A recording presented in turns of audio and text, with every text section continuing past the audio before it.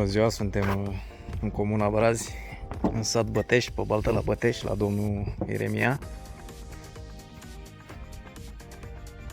Are o baltă catch and release cu crap aici, 30 de lei taxa, cu 2 bețe poți pescui. În partea aceasta e de caras. Sau poți să le ții crapul la 29 de lei kilogramul. Carasul e fără limită. 50 de lei în partea cealaltă la caras. Fratele meu Lucian, supărat. Dăm pe nadă chinezească, bine avem și viermuși și libelule și râme. Eu să o schimb pe râmă, data trecută am prins 2 crapă nadă chinezească și 2 pe râmă. Primii au fost pe râmă și apoi n-am mai vrut să tragă la râmă și am mers pe nadă chinezească. Zi, șerifule.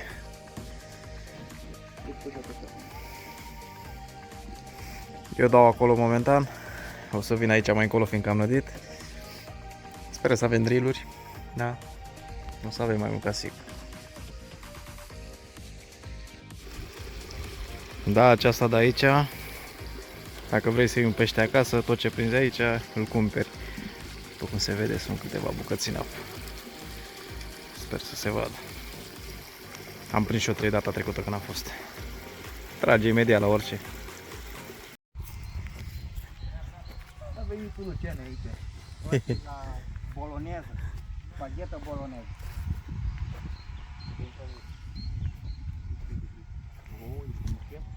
Zine și nouă secretul, Beluci. Secretul? Macarone cu brânză.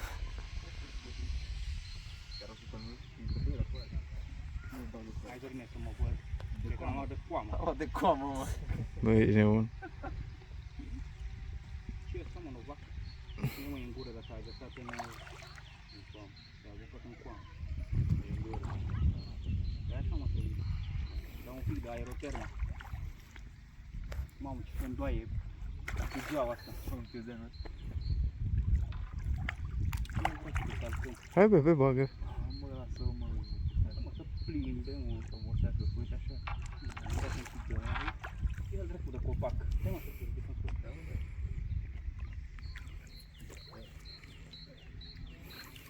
E mustață.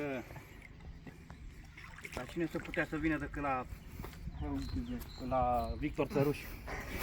Victor Țăruș.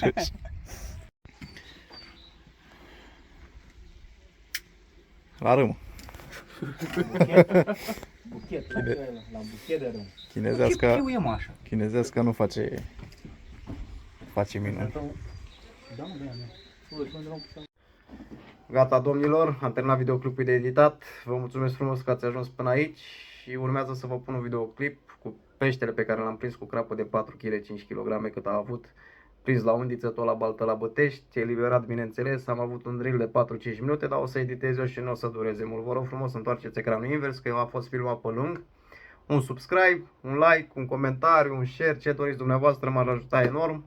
Vă mulțumesc frumos că ați ajuns până aici și ne auzim data viitoare, când o să-mi vină lansetele, că mulinetele le am deja. Ciao! Mai mare ca la băț, ca la planțet.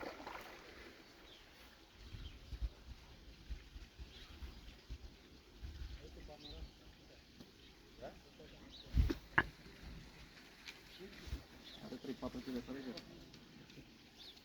Se schimbare, da? Ia pe Sonic cum îl iei. Ia de-i lui Mihai tot, ia. Ia cu Mihai. Ia cu Mihai, cu Mihai.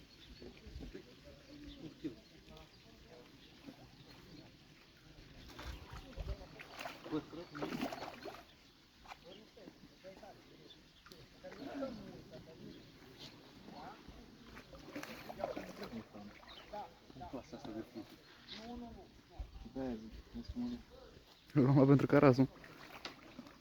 Nu știu climat, nu-l lăsa așa. Nu putea să o ia de acolo.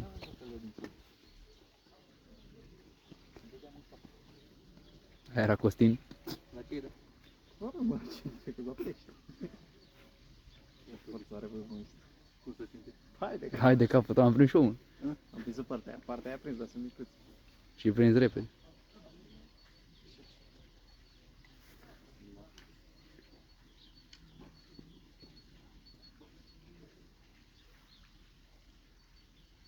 Filmezi de 3 minute, Dorin. A? Filmezi de 3 minute.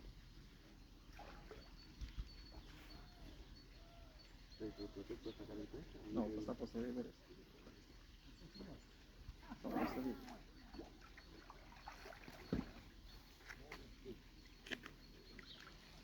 Haide băi Mihai, vine cu sacul ăla, bagă dracu cu mâna mea. Haide, bagă. Nu merge, măi, pic. Ăla. Așa. E mic, mă.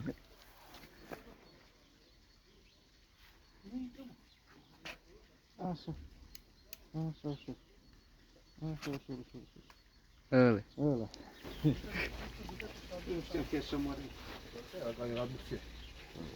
Ne-am pregătit cu asta pentru Caras? Cu Minciogul ne-am pregătit pentru Caras? E normal. Gata, frate. Dacă vrei să-l oprești pe ăsta, hai dai drumul la 2